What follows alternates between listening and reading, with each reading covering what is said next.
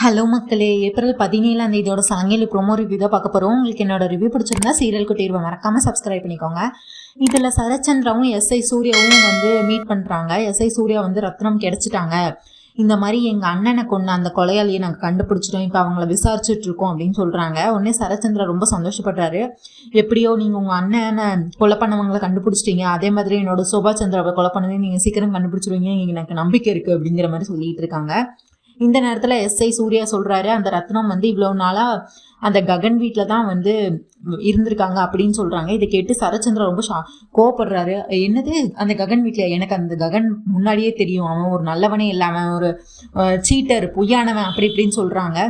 உடனே ஏன் சார் இவ்வளோ கோவப்படுறீங்க அப்படின்னா, என்னாச்சு அப்படின்னா, இல்லை அவன் எனக்கு நிறைய துரோகம் பண்ணிட்டான், அவனுக்கு எங்கள் குடும்பமும் அவங்க குடும்பமும் பரம எதிரி, அவன் என் பொண்ணை ஏமாற்றி பொய்யா அவளுக்கு தெரியாமல் அவளை கல்யாணம் பண்ணி இப்போ அவள் வீட்டுக்கு இது பண்ணியிருக்கான், அவளை காதலிச்சு ஏமாற்றிருக்கான் அப்படின்னு சொல்லிட்டு நிறைய சொல்கிறாங்க. அவங்க 2 பேர்த்துக்கும் நாங்கள் கல்யாண ஏற்பாடு கூட பண்ணோம். கடைசி நேரத்தில் நான் தாலி கட்ட மாட்டேன்னு சொல்லிட்டு போயிட்டு நான் வேறு இடத்துல பூமிக்கு மாப்பிள்ளை பார்த்துருந்தேன். கடைசியில் பூமியை அந்த என்னை அவமானப்படுத்துறதுக்காண்டி திருப்பி அவனே கல்யாணம் பண்ணிட்டு இப்போ அவள் வீட்டில் வச்சுருக்கான் அப்படிங்கிற மாதிரி ஒன்று எடுத்து சொல்லிட்டு இருக்காரு. உடனே இவர் சொல்கிறாரு, இத்தனை நாளாக வேலைக்காரியாக தான் அந்த ரத்னம் அவங்க வீட்டில் வேலை பார்த்துருக்கா, அதனால் என்னன்னு தெரியலை, நாங்கள் கண்டுபிடிக்கிறோம், என் அண்ணனை கொண்டவங்களே நாங்கள் கண்டுபிடிச்சிட்டோம், இன்னும் உங்கள் சோபா சந்திராவை கொண்டவங்களை நாங்கள் கண்டுபிடிக்க மாட்டோமா, என்ன சீக்கிரமே கண்டுபிடிச்சிருவோம், சட்டத்துக்கு முன்னாடி எல்லாரும் ஒன்று தான் அப்படிங்கிற மாதிரி சொல்கிறாரு எஸ்ஐ சூர்யா. கண்டிப்பாக சட்டத்துக்கு முன்னாடி யாரும் ஏமாற்ற முடியாது, அதுவும் என்னையை ஏமாற்றவே முடியாது அப்படிங்கிற மாதிரி சொல்கிறாரு. உடனே அந்த ககன்னா அப்போ சோபா சந்திராவை கொண்டிருப்பான், அந்த ககன் குடும்பத்துக்கு எங்களுக்கும் ஆகவே ஆகாது, அதனால் நீங்கள் அவனை கூப்பிட்டு விசாரிக்கிற வேண்டிய விதத்தில் விசாரிச்சிங்கன்னா உங்களுக்கு உண்மை கிடச்சிரும் அப்படிங்கிற மாதிரி சரச்சந்திரா திரும்ப சொல்லிட்டு இருக்காரு. உடனே எஸ்ஐ சூர்யா சொல்கிறாரு, இல்லை எங்களுக்கு போதுமான ஆதாரம் இன்னும் கிடைக்கல, கிடைச்சதுன்னா அதுக்கடுத்து நாங்கள் விசாரிக்கிற விதமே வேறு மாதிரி இருக்கும், நம்ம எதுக்கும் கொஞ்ச நாள் காத்திருப்போம், இன்னும் கொஞ்சம் ஆதாரம் கிடைக்கட்டும், அதுக்கடுத்து யார் கொலை பண்ணாங்கிறத சீக்கிரமே நான் உங்களுக்கு கண்டுபிடிச்சி சொல்கிறேன் அப்படிங்கிற மாதிரி எஸ்ஐ சூர்யா சொல்கிறாரு சரச்சந்திரா கிட்ட. இங்கே பார்த்தா ககன் அப்போ தான் எந்திக்கிறாரு, அழகாக விடியுது. இங்கே பார்த்தா பூமி காலையிலே எந்திரிச்சு அவங்க அத்தைக்கு சாரதாக்கு தலையெல்லாம் சீவி விட்டுட்டு இருக்காங்க, அப்புறம் புகை போட்டுட்டு இருக்காங்க வீடு ஃபுல்லாக. அப்புறம் அவங்களுக்கு அவங்க கூந்தல்லாம் அந்த புகை போட்டுட்டு இருக்காங்க சாரதாக்கு. இதை பார்த்து ககன் ரொம்ப சந்தோஷமாக இருக்கிறாங்க. சார் நம்ம அம்மாவை எப்படி பார்த்துக்கிறாங்க அப்படின்னு சொல்லிட்டு ககன் இதை மறைஞ்சிருந்து பார்க்குறாரு. சாம்பிராணி போட்டுக்கிட்டு இருக்கத சாரதாக்கு பூமி முடியல சாம்பிராணி போட்டுட்டு இருக்கதை பார்த்து ககன் ரொம்ப சந்தோஷப்பட்டுட்டு இருக்காரு. அப்புறம் பார்த்தா பூஜை பண்ணிட்டு இருக்காங்க பூமி, அதையும் மறைஞ்சிருந்து பார்க்குறாரு. இவங்க சாரதா, சிவா, பூர்ணி எல்லாம் தூரமாக இருக்காங்க. இவங்க காலையிலே எழுந்திரிச்சு புகையெல்லாம் போட்டு வீடெல்லாம் மங்களகரமாக மாற்றி சாமி கும்பிட்டு விளக்கேற்றி இந்த மாதிரி பண்ணிட்டு அதுக்கு அடுத்து தீபாரணை எல்லாம் இவங்களுக்கு கொடுத்துக்கிட்டு இருக்காங்க. சாரதாக்கு கொடுக்குறாங்க, அப்புறம் இவங்க கூட எல்லாத்துக்கும் அவங்க கொடுக்குறாங்க. இதெல்லாம் ககன் மறைஞ்சிருந்து பார்க்குறாரு, நேரடியாக எதுவுமே பார்க்கல, மறைஞ்சிருந்து பார்த்துட்டு இருக்காரு. அப்புறம் பார்த்தா சாரதாக்கு ஊட்டி விட்டுட்டு இருக்காங்க. அவங்க கையில் குண்டடிப்பட்டு கையெல்லாம் கட்டு போட்டிருக்குன்னு சொல்லிட்டு இவங்க பூமி தான் அவங்களுக்கு இது பண்ணிட்டு இருக்காங்க, ஊட்டி விட்டுட்டு இருக்காங்க. அதையும் ககன் மறைஞ்சிருந்து பார்க்குறாரு, எல்லாத்தையுமே மறைஞ்சிருந்து பார்க்குறாரு. உடனே இப்போதான் சாரதா கேட்காங்க, ககன் எங்கம்மா இன்னும் வரவே இல்லை கீழே அப்படின்னு சொல்லிட்டு இருக்காங்க. அவங்க என்ன நல்லா தூங்கிட்டு இருக்காங்க, இன்னும் எந்திக்கவே இல்லை அப்படிங்கிற மாதிரி பூமி சொல்லிட்டு இருக்காங்க. ஆமாம், நீ என் பையனை ஏதாவது சொல்லிகிட்டே இருப்பாமா அப்படின்னு சொல்லுவாங்க. ஆமாம், நீங்களும் உங்கள் பையனும் ஒன்றாயிருவீங்க, அப்புறம் எனக்கு கடைசியாக பூர்ணி தான் எனக்கு சப்போர்ட் பண்ணுவா அப்படின்னு சொல்லிட்டு இவங்க 2 பேரும் சிரிச்சு பேசிகிட்டு இருக்காங்க. சாப்பிட்டுட்டு இங்கே பூமி சாரதா கூட்டிகிட்டு இருக்காங்க. அதுக்கடுத்து காஃபி எடுத்துகிட்டு ககனை போய் ககனுக்கு போய் மாடியில் கொடுக்குறாங்க. அவரும் ஆஃபீஸ் கிளம்பிட்டாரு. ககனுக்கு காஃபி கொடுத்துட்ருக்காரு. என்ன மாமா சீக்கிரமே எழுந்திரிச்சிங்கன்னா கீழே வந்திருக்கலாமே, ஏன் என்னை கூப்பிடவே இல்லை, காஃபி கொண்டு வந்திருப்பேனே அப்போவே அப்படின்னு சொல்லிட்டு இருந்தாங்க. உடனே ககன் சொல்கிறாரு, இல்லை நீ அம்மாவை ரொம்ப பத்திரமா பார்த்துட்டு இருந்த, அம்மாக்காக ஹெல்ப் பண்ணிகிட்டு இருந்த, சரி நான் உன்னை டிஸ்டர்ப் பண்ண வேணான்னு பண்ணலை அப்படின்னு சொல்கிறாங்க. சரி சீக்கிரம் வாங்க மாமா, சாப்பாடு எடுத்து வைக்கிறேன் அப்படிங்கிற மாதிரி பூமி சொல்லிட்டு இருக்காங்க. உடனே ககனுக்கு நன்றி சொல்லணும்னு தோணுது. ஏன்னா அவங்க அம்மாவை நல்லபடியாக ஒரு சின்ன விஷயம் கூட பண்ண விடாமல் பத்திரமா பார்த்துக்கிறதுக்காண்டி ககன் பூமிக்கு தேங்க்ஸ் சொல்கிறாங்க.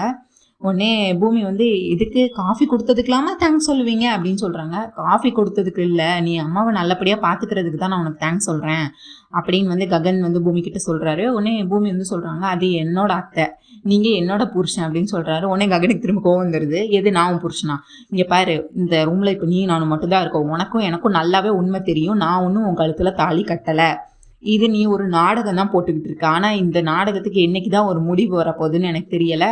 நீ இப்போ இதெல்லாம் எதுக்கு நீ பண்ணுற, இதுக்கு பின்னாடி என்ன இருக்குன்னு எனக்கும் தெரியலை. ஆனால் நீ ஒரு நாடகக்காரி தான், நீ ஏதோ பிளான் பண்ணி தான் இதெல்லாம் பண்ணிகிட்டு இருக்க, நீ ஏன் உண்மையை ஒத்துக்கோ அப்படின்னு சொல்லிட்டு ககன் வந்து சொல்லிக்கிட்டு இருக்காரு. நான் வந்து உன் கழுத்தில் தாலி கட்டவே இல்லை, இது நான் எப்பவும் நம்ப மாட்டேன் அப்படின்னு சொல்லிட்டு இருக்காரு. பூமியும் சொல்கிறாங்க, அடித்து சொல்கிறாங்க, நீங்கள் தான் என் கழுத்தில் தாலி கட்டினீங்க, நீங்கள் என்னோட புருஷன், அவங்க என்னோட அத்தை, இது என்னோட கடமை, நான் என்னோட கடமையை தான் பண்ணுறேன் அப்படின்னு சொல்லிக்கிட்டு இருக்காங்க. அதுக்கடுத்து இவங்க 2 பேத்துக்கும் வழக்கம் போல் செல்ல வாக்குவாதங்கள் வருது. உடனே இதுக்கடுத்து நீ அப்படி சொல்லாதன்னு நான் தான் சொல்கிறேன்ல, நான் தான் தாலி கட்டலன்னு சொல்கிறேன்ல அப்படின்னு சொல்லிட்டு ககன் வந்து கோவப்படுறாரு. அதுக்கடுத்து இல்லை நீங்கள் தான் தாலி கட்டினீங்க அப்படின்னு சொல்லிட்டு 2 பேரும் மாறி மாறி இது மாதிரி சொல்லிகிட்டு இருக்காங்க. அதுக்கடுத்து நீங்கள் தான் என்னோட புருஷன் அப்படின்னு வந்து சொல்கிறாரு. ககனுக்கு வந்து ரொம்ப கோவம் வருது. அதுக்கடுத்து ஆஃபீஸ் கிளம்பி போயிடுறாரு. இவங்க போகும்போது வாசல் போய் அனுப்பி வச்சுட்ருக்காங்க. ககனை போய் பூமி வாசல் அனுப்பிடுறாங்க. அதுக்கடுத்து வரும்போது மல்லிகைப்பூ வாங்கிட்டு வாங்க அப்படின்னு மாதிரி சொல்கிறாங்க. உடனே நான் ஏன் வாங்கிட்டு வரணும், நான்லாம் வாங்கிட்டு வர மாட்டேன் உனக்கு அப்படின்னு சொல்லிட்டு ககன் வந்து கோவப்பட்டு போகிறாரு. உடனே ஆஃபீஸ் முடிஞ்சு சாயங்காலம் வராரு, ரொம்ப டயர்டாக வராரு. ஆனால் மல்லிகைப்பூ கேட்ட மாதிரியே வாங்கிட்டு வந்துட்டாரு.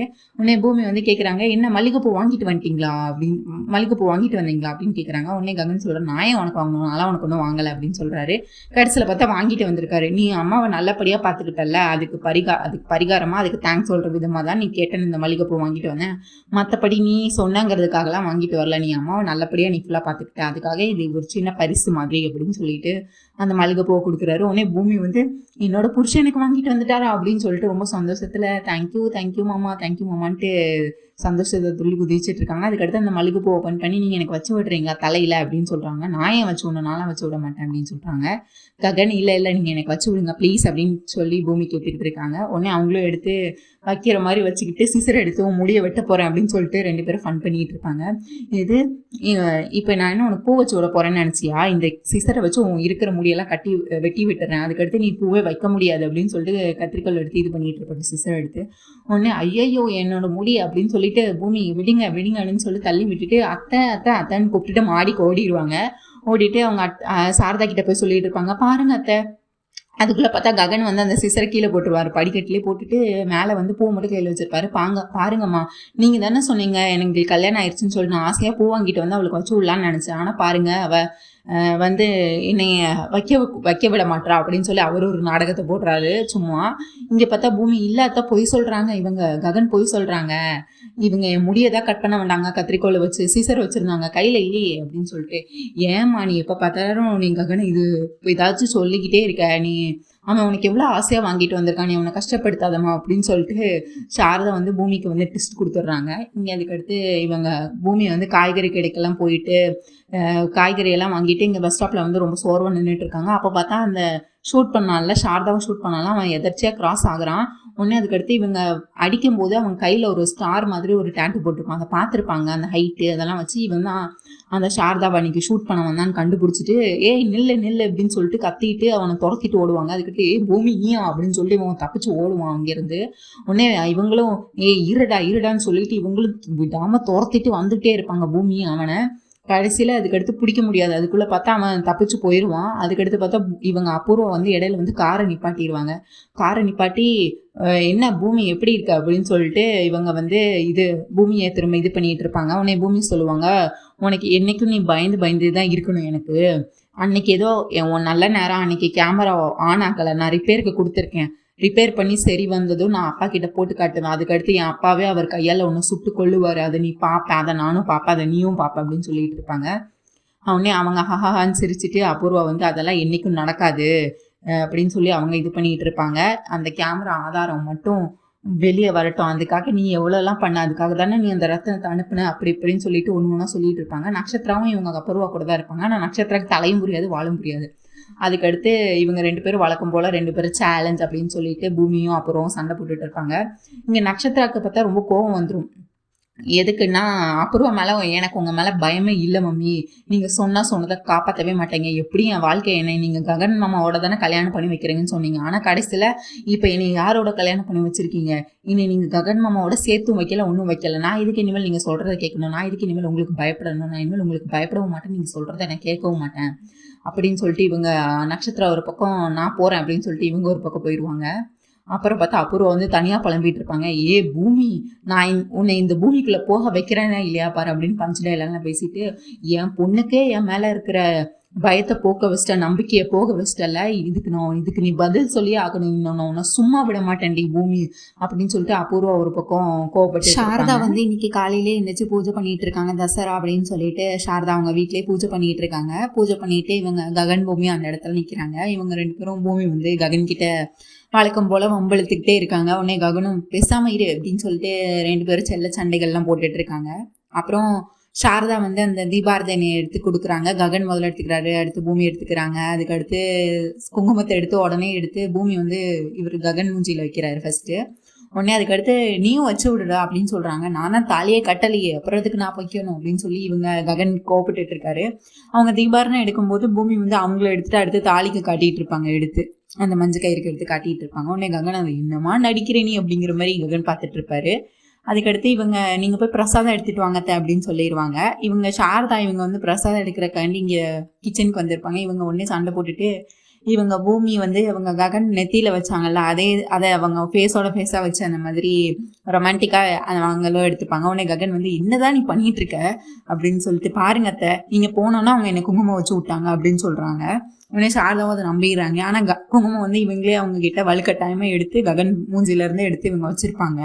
உடனே அம்மா பொய் சொல்கிறாம்மா, அவளே தான் வச்சுக்கிட்டா அப்படின்னு சொல்லி இவங்க சொல்லிட்டு இருப்பாங்க. டேய், உனக்குள்ளதான் இவ்வளோ காதல் இருக்குல்ல, அதுதான் எதுக்கு நீ இப்போ நடிக்கிற அப்படின்னு சொல்லிட்டு இவங்க சாரதா வந்து சிரிச்சுட்டே போயிடுவாங்க. இங்கே அப்புறம் பார்த்தா இவங்க பூமி வந்து நல்லா தூங்கிட்டு இருப்பாங்க சோஃபாவில் படுத்து. ககன் வந்து மாடியிலேருந்து இறங்கி வருவார். பூமி நல்லா தூங்குறத பார்ப்பாங்க. அவங்க தாலி வேற வெளியே இருக்குமா அந்த மஞ்சள் கயிறு, அதை ஏதாவது பண்ணணுமே அப்படின்னு சொல்லிட்டு, என்னம்மா நடிக்கிற நீ, தாலியை வேறு எடுத்து கும்பிட்றியா அப்படின்னு நினச்சிட்டு அவர் பிளேடு எடுக்கிறதுக்காண்டி மாடியில் போயிட்டு பிளேட் எடுத்துகிட்டு வந்து அந்த தாலியை வெட்டி விடுறதுக்கு பார்ப்பாரு. இவரும் வந்து கரகரன்னு அறுத்துக்கிட்டு இருப்பாரு அந்த பிளேடை வச்சு. அப்போ வந்து பூமி எழுந்திரிச்சிருவாங்க. உடனே நீங்கள் என்ன பண்ணுறீங்க மாமா இங்கே அப்படின்னு கேட்பாங்க. உடனே இவங்க வந்து அவங்க ககன் வந்து ரொம்ப ஆசையாக வந்திருக்காங்க அப்படின்னு நினச்சிட்டு இருப்பாங்க. ஆனால் ககன் வந்து இந்த இதுக்கு வந்திருக்காருன்னா அந்த தாலியை அத்து விடுறதுக்காண்டி வந்திருப்பாரு. தாலி அந்த பிளேடிட்ட அத்து விடணும், நீ பொய்யா சொல்லிக்கிட்டு இருக்க அப்படிங்கிற மாதிரி. உடனே அதுக்கடுத்து 2 பேரும் சண்டை போட்டுட்டு இருப்பாங்க. ககனும் பூமியும் செல்ல சண்டைகள் போட்டுக்கிட்டு இருப்பாங்க. உடனே பூமி அவங்கள ககனை வலுக்கட்டாயமாக பிடிச்சி இழுத்து விடுங்க மாமா நீ இவங்களே அவங்கள பிடிச்சி இழுத்துட்டு முத்தம் கொடுத்துட்டு விடுங்க மாமா அத்தைன்னு கூப்பிட்டுக்கிட்டு இருப்பாங்க. இவங்க அம்மான்னு சொல்லிட்டு ககன் ஒரு பக்கம் கூப்பிட்டுக்கிட்டு இருப்பாரு. இங்கே பூமி பார்த்தா அத்தை இங்கே வாங்கன்னு கூப்பிட்டுக்கிட்டு இருப்பாங்க. வலுக்கட்டாயமாக பூமியை அவங்க ககனை வலுக்கட்டாயமாக பிடிச்சி இழுத்து முத்தம் கொடுத்துட்டு இருப்பாங்க. அப்புறம் வந்து ஒரு கட்டத்தில் வந்து இவங்க பூமி கீழே விழுந்து அதுக்கு மேலே ககனை வந்து சட்டையை பிடிச்சி இழுத்து வச்சுட்டு இது பண்ணுவாங்க. அது பார்க்குறவங்களுக்கு வந்து ககன் தான் வலுக்கட்டாயமாக பூமிக்கு முத்தம் கொடுக்குற மாதிரி இருக்கும். ஆனால் பூமி தான் அந்த மாதிரி பண்ணிக்கிட்டு இருப்பாங்க. உடனே சாரதா வந்து இப்போ தெரியுதுடா யாருக்கு யார் மேலே ஆசை இருக்குது, யாருக்கு எவ்வளோ காதல் இருக்குன்னு, இவ்வளோ காதலை வச்சுட்டு நீ எதுக்கு நடிக்கிற அப்படின்னு சொல்லி, பாருங்க அத்தை அப்படின்னு சொல்லி இவங்களும் சொல்லுவாங்க. அதுக்கடுத்து ககன் வந்து உண்மையை சொல்லிடுவார்.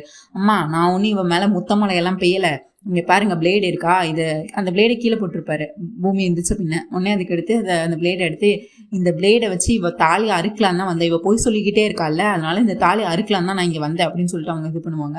பாருங்க அத்தை என்னெல்லாம் பண்ணியிருக்காங்கன்னு சொல்லிட்டு அவங்க இன்னும் சோகமாயிருவாங்க. சரி, இப்போ என்ன ககன் உங்க கழுத்தில் தாலி கட்டலன்னு சொல்லிட்டு இருக்கான், அவ்வளவுதானே, நம்ம அந்த தாலியை வந்து பெருசாக பெருக்கி கட்டலாம், அப்படின்னா ககன் இனிமேல் அப்படி ஒன்றுட்டு சொல்ல மாட்டார்ல அப்படின்னு சொல்லிடுவாங்க. உடனே பூமி வந்து ரொம்ப சந்தோஷமாயிருவாங்க. தேங்க்ஸ் அத்தை அப்படின்னு சொல்லிட்டு இங்கே கோயிலில் வந்து இது பண்ணுறதா, கோயிலில் வந்து தான் அந்த தாலியை பெருத்து கட்டுறதுக்கு வந்துட்டு இருப்பாங்க. இங்கே பார்த்தா சரச்சந்திரா குடும்பம் அபூர்வா எல்லாரும் வந்துருவாங்க, முதல் மரியாதை அவங்களுக்கு கிடைக்கணும் அப்படின்னு சொல்லிட்டு.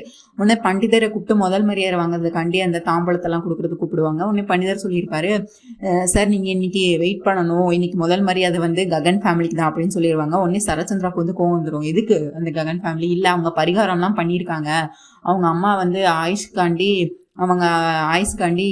பரிகாரம்லாம் பண்ணியிருக்காங்க, இன்னைக்கு பரிவட்டம் அவங்களுக்கு கட்டணும் அந்த மாதிரி சொல்லிட்டு இருப்பாங்க. உடனே இவருக்கு சரச்சந்திராவுக்கு வந்து கோவம் வந்துடும். உடனே அபூர்வா, நாங்கள் அந்த ககனை விட 4 மடங்கு நாங்கள் பெரியவங்க, நீங்கள் எங்களுக்கு தான் முதல் மரியாதை கொடுக்கணும், அந்த ககன் ஒன்றும் அவ்வளோ பெரிய ஆளுலாம் இல்லை அப்படின்னு சொல்லிட்டு. உடனே இந்த பண்டிதர் சொல்லுவார், இல்லை அவங்க முதல்லையே வந்து இதுக்கான ரெஜிஸ்டர் எல்லாம் பண்ணிட்டாங்க, அதுவும் இல்லாமல் கமிட்டி மெம்பர்ஸ் எல்லாருக்கிட்டையுமே பேசிட்டாங்க, இன்னைக்கு முதல் மரியாதை வந்து ககன் ஃபேமிலிக்கு தான் அப்படிங்கிற மாதிரி அவர் சொல்லிட்டு இருப்பாரு. சரி, இதை கேட்டு சந்தோஷமாயிருவார் எப்படியோ அப்படின்னு சொல்லிட்டு. நட்சத்திராவுக்கு வந்து ரொம்ப கோவம் வந்துடும். எது இன்னைக்கு முதல் மரியாதை யாருக்கு, அவங்களுக்கா, எது அந்த ககனுக்கும் அந்த பூமிக்குமா அப்படின்னு சொல்லிட்டு நட்சத்திரம் ஒரு பக்கம் காண்டாயிருவாங்க. இதுக்கு அடுத்து என்ன நடந்துச்சு, ககன் மேலே கோவப்பட்டாங்களா, இதெல்லாம் நம்ம பார்ட் 2 வீடியோவில் பார்க்கலாம்.